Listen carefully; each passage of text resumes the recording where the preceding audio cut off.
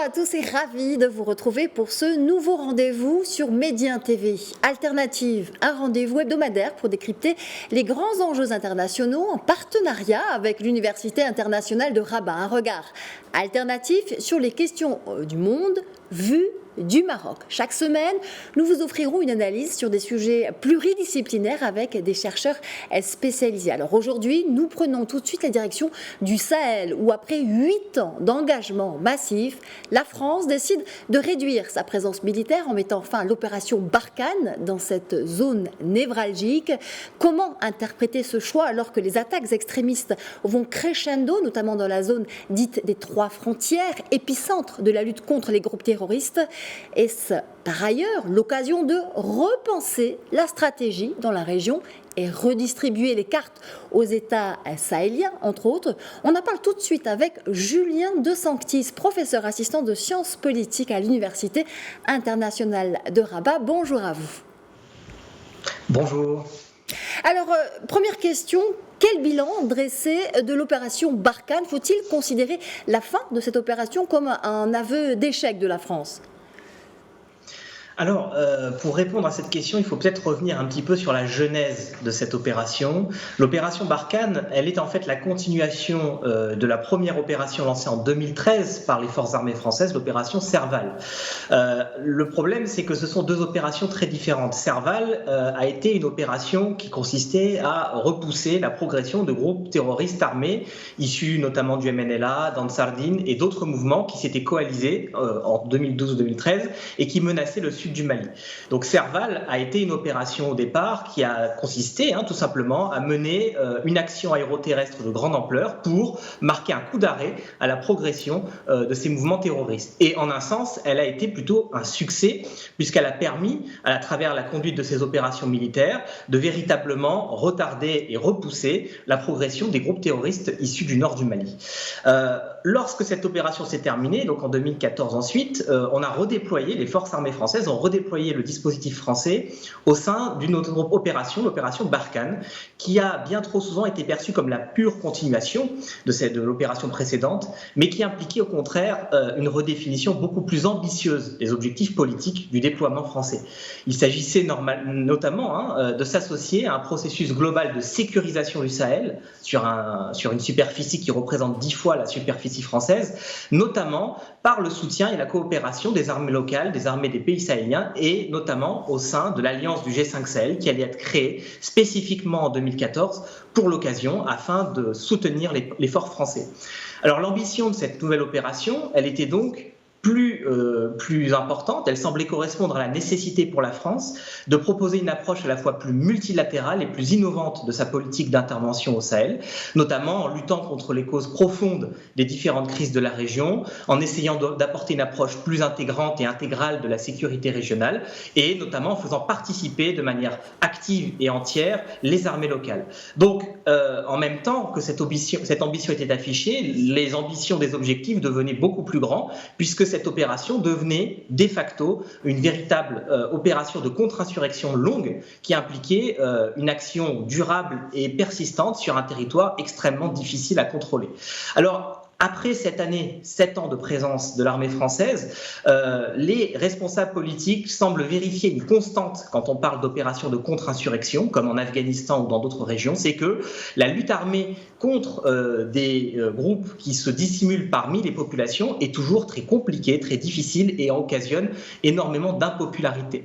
Et donc, par conséquent, s'il y a eu des résultats tangibles dans cette opération au bout de cette année, notamment à travers la neutralisation d'un certain nombre de terroristes et de leaders, malgré tout, des contraintes subsistent, notamment sur le plan politique, puisque, en un sens, si les forces armées françaises ont réussi en partie à repousser les groupes terroristes du Nord, à partir de 2016-2017, ces groupes reviennent et se réinstallent au sud, un peu dans une logique de vase communicant, et notamment dans la région des trois frontières, la fameuse région du Liptako-Gourma, où on va retrouver aujourd'hui la plupart des attaques terroristes et la plupart des opérations menées par les forces en présence. Et donc, ça, c'est un point essentiel qui montre que le bilan de cette opération reste très mitigé sur le plan de sa réussite totale.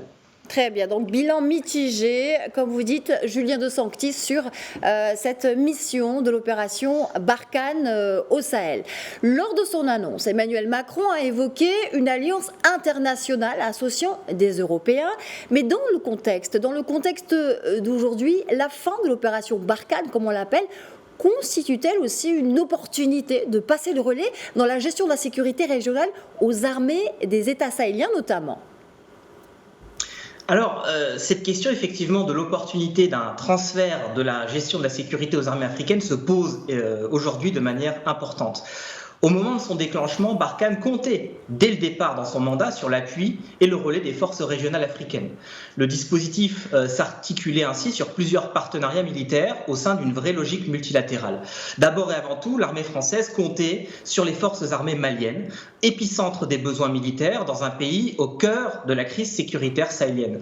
Mais sur les 37 000 effectifs théoriques que compte cette armée, la France n'a en réalité pu s'appuyer que sur les 600 qu'elle avait elle-même formés, tout simplement parce que les autres n'étaient pas encore suffisamment aguerris.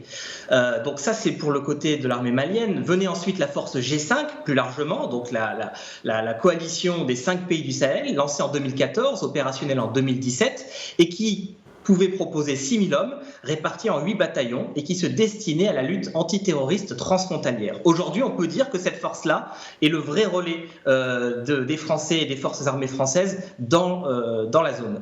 Enfin, en dernier recours, il y avait 2 autres éléments qu'il faut prendre en compte. Les forces de la MINUSMA, une force de 17 000 hommes, mais dont l'articulation à la force Barkhane reste très compliquée parce que les mandats et les objectifs ne sont pas du tout les mêmes. Et enfin, les forces formées par le programme européen EUTM Mali, qui a été lancé dès 2013, mais ce programme qui est censé former les armées sahéliennes a été interrompu lors du coup d'État au Mali du 18 août 2020. Donc aujourd'hui, le transfert progressif de la capacité des espaces de sécurisation des espaces sahéliens reste très compliqué. Le problème, c'est que ces différentes forces restent tributaires des perfusions financières extérieures, ce qui repousse toujours un peu plus loin la capacité régalienne des États sahéliens à assurer eux-mêmes leur mission de protection et de sécurisation. Par ailleurs, à l'échelle continentale, l'Union africaine elle-même peine encore à donner des réponses concrètes dans ses propres capacités d'intervention, notamment sur les forces africaines en attente. Et donc, de cette manière, les problèmes de sécurité au Sahel ne seront clairement pas résolus dans les prochains mois, les prochaines années, s'il n'y a pas une approche politique d'ensemble qui est régulièrement soulignée par les différents partenaires, mais qui n'est pas encore résolue.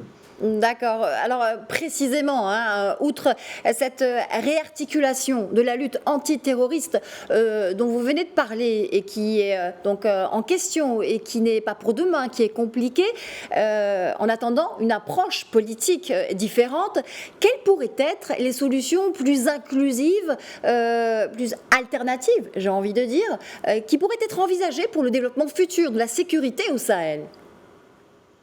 Alors, parler de solutions implique d'abord de savoir quels sont les objectifs à atteindre au Sahel aujourd'hui. Et ces objectifs sont très très diversifiés en fonction des approches.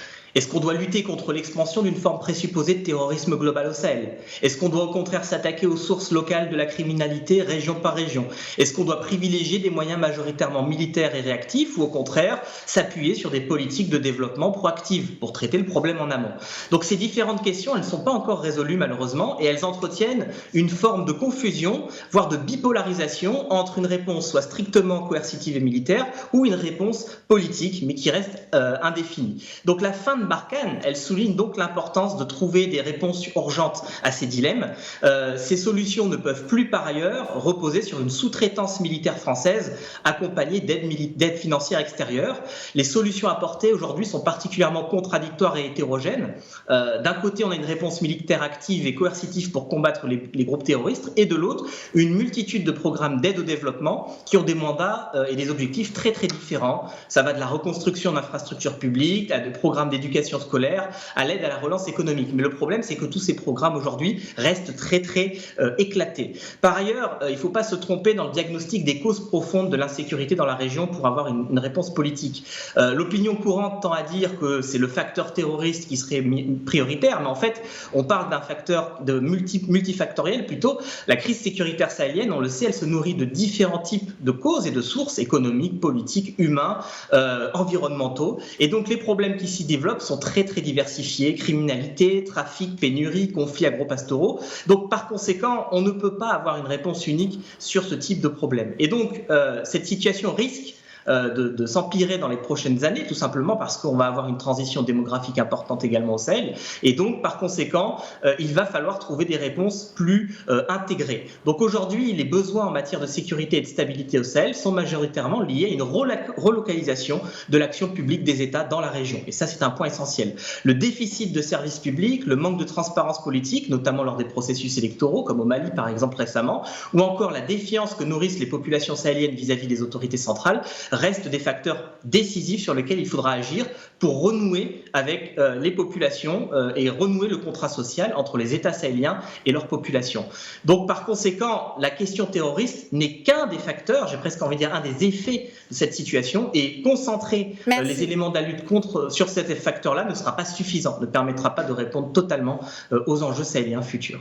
Merci infiniment Julien de Sanctis pour cette analyse, pour ces pistes de réflexion plurielles en cette transition donc délicate sur cette question terroriste. Pas de réponse unique en attendant de renouer véritablement le contrat social qu'on appelle tous de nouveau. Merci infiniment. Je rappelle que vous êtes professeur assistant de sciences politiques à l'Université internationale de Rabat.